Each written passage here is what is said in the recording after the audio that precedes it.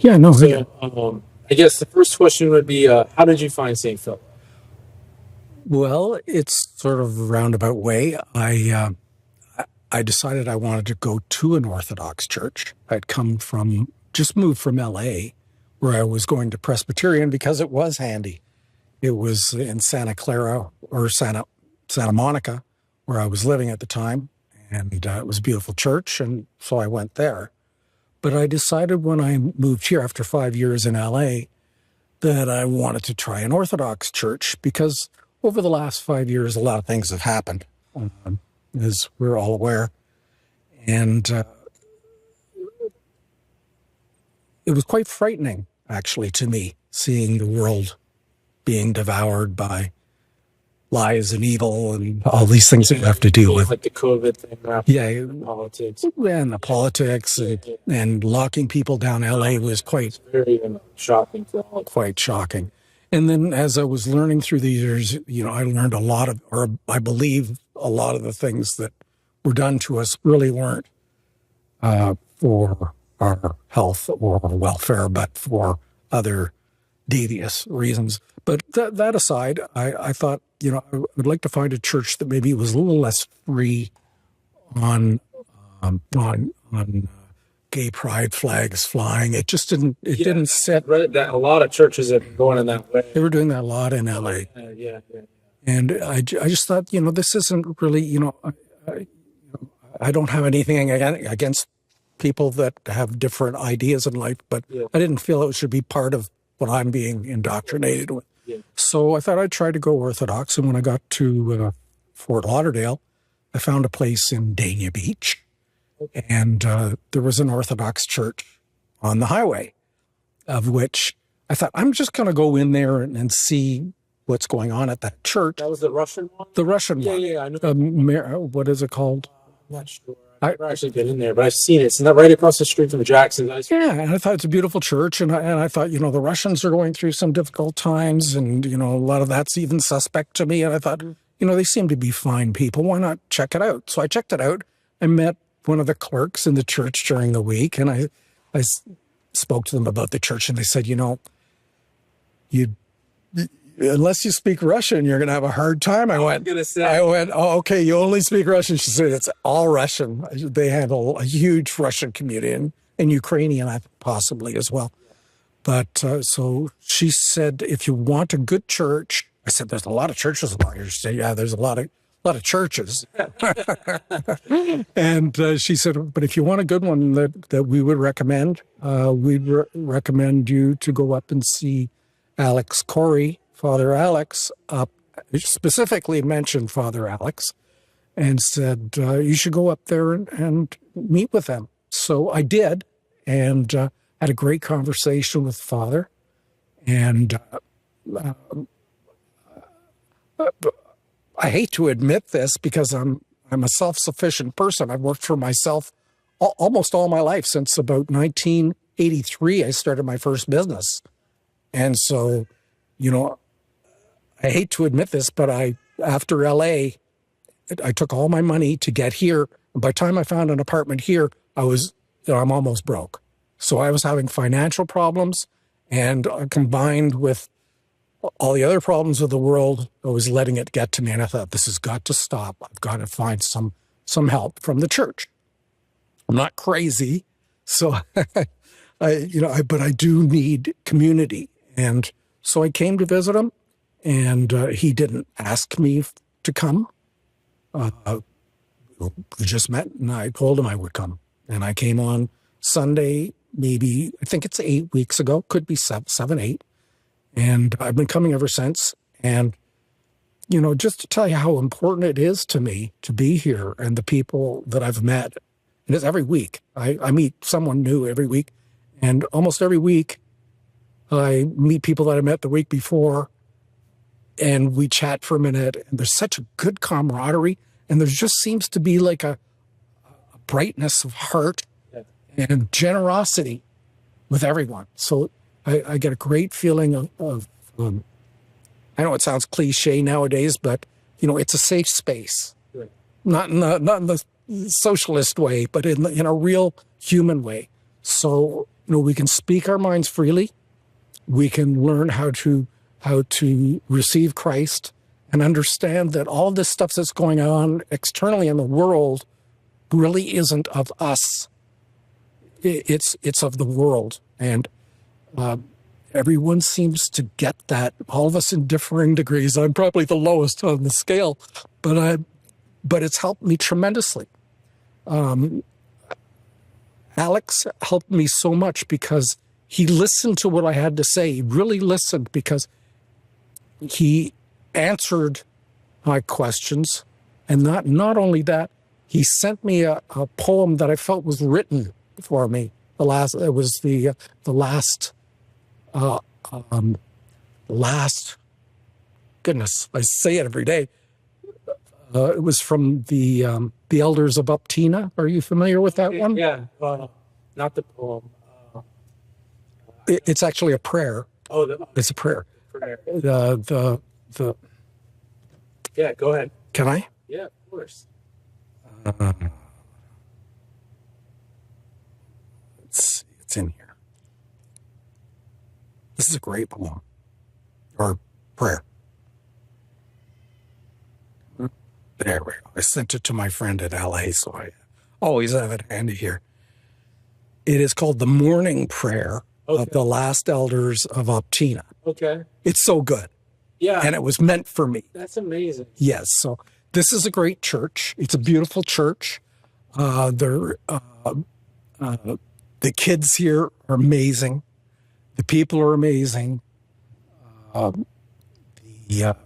coffee hour afterwards is amazing. We all get together and chat and meet new people every week.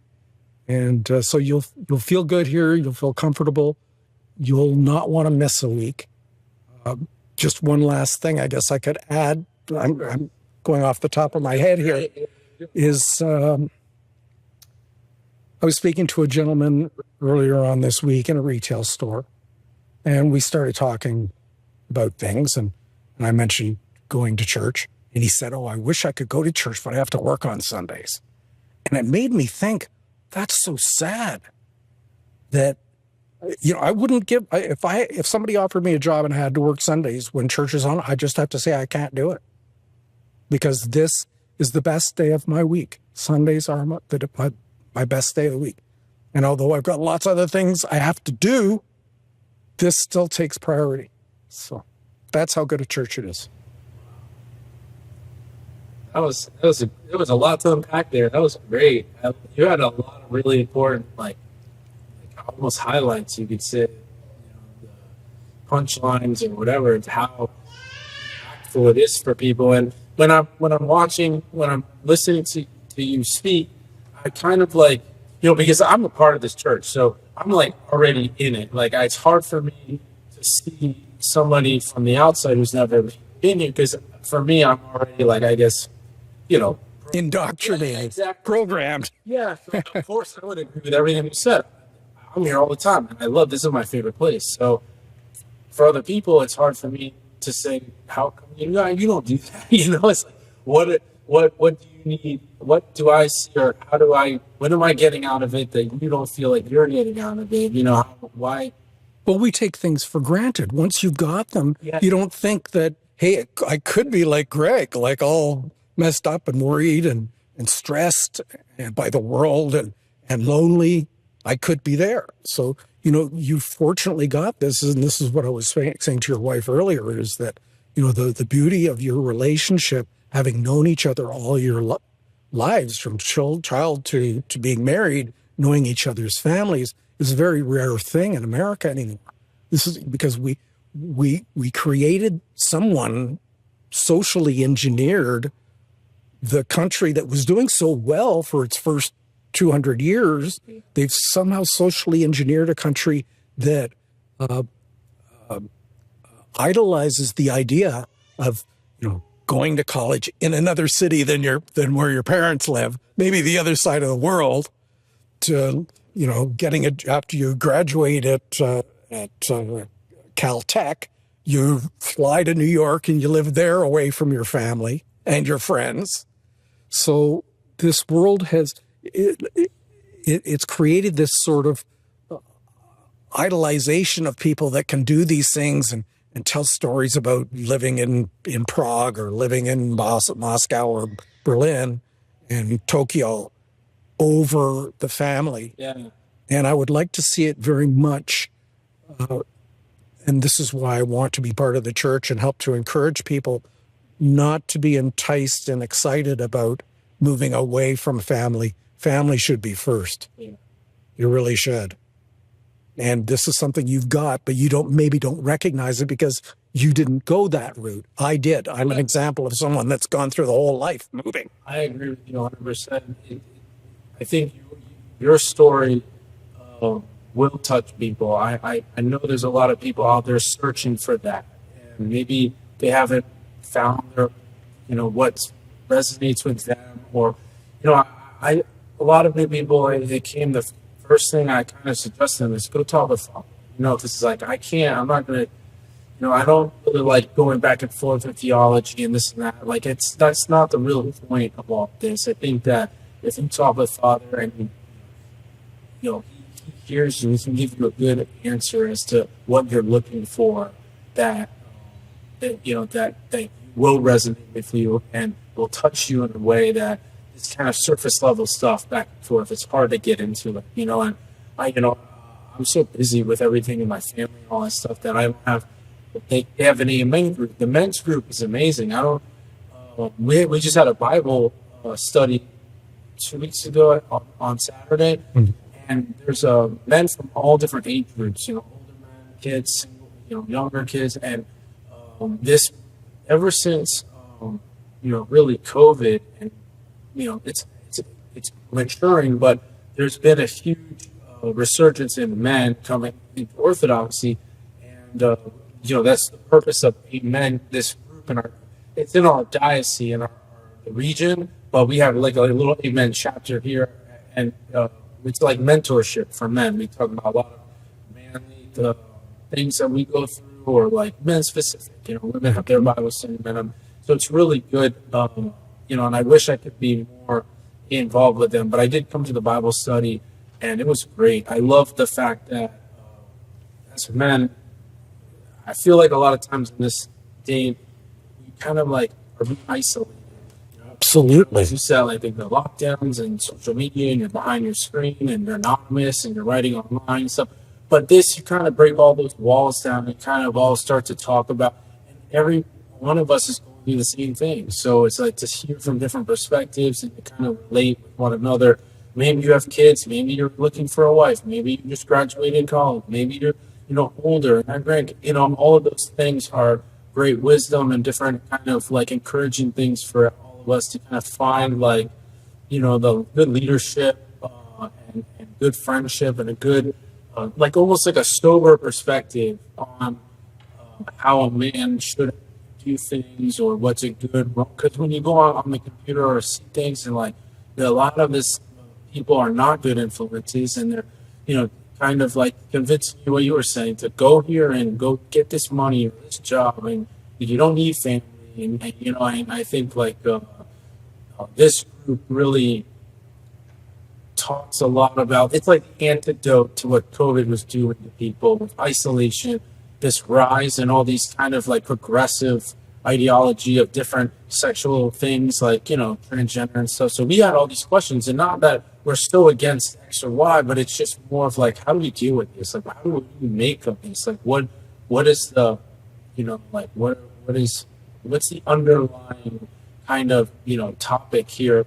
How we deal with it? What questions do we have? So it was really cool that this church never had that before. And that's all we met. That's the reason why I'm mentioning it, is because over the past few years, this men's kind of group has really flourished. So I think you'll find that really refreshing, because there's a lot of topics and things that it's hard to get good. Well, it's something, if it works for men, it works for women too. And we are all human beings. And what another thing has happened with this culture is it's all become one way. It's all media of all sorts. It can be TikTok, Twitter or X, Facebook. it's all coming at us all day long. We're sitting here in our phones, having it delivered to us. And when we disagree with it, we have no one to disagree with. What are we going to yell at our phone? People do it all the time, yelling at Right. and stuff. Right. It's absolutely a crock. Yeah. You can't. And even if you had that newscaster in front of you and you were possibly subject to being, on camera yourself, you would be afraid to call them out, because then what's going to happen is you're going to have this mass of people doxing you and protesting outside of your house for saying something that they misunderstood. So it's very important that men of a community have a community, because some guy you don't know doesn't matter. It's the guys that you get to know, and you know what they're like. They're even keeled. That they have their idiosyncrasies, but you aren't holding against them. You wouldn't dare, in a community, embarrass someone. Why would you do that? You've got to live with these people, and they're good at heart. And, we all have our moments, but this is important, and it's just as important for women. They all day long are subjected to all this crap on all day long through Oprah Winfrey and all the rest of it. They watch this. I watched it happen to my mother. My mother used to be the most docile, loving, thankful, fabulously happy woman that loved taking care of her children and the house and loved her husband. But then in the 90s, there was just a little bit too much Oprah on TV. And then all these morning shows, and she's at home and she's watching it. All of a sudden, she was getting angry about things, of which really were not real things. They were what she was being programmed to think were a problem out there. That's crazy. That's really interesting. It's really interesting. We get programmed whether we want to or not. And when you can't fight it and say, well, I disagree with that, and here's why, and maybe you should. This is what the church does for me, really, is it says, all these things that are not conspiracy theory, they're actual conspiracies, but you can't do anything about it. Don't worry about it, because really, God's going to take care of that. And when you've got the cross and you've got Jesus, and you recognize that, there's a much more powerful thing going on in our lives than we're capable of receiving and transmitting in, then you'll realize that, yes, all of this stuff is trying to control you, the human, to do what these people want you to do. But unless they actually come and force you with guns, it's never going to be a problem until that day. And by then, if you're in a church and you've got community and everybody understands what's really going on, then you've got protection in numbers and trust. You need to have trust with people, because there's so many lies that are going on all day long. Every one of you that watches this knows that's true. And you can see the lie. You can see a liar when they're lying to you.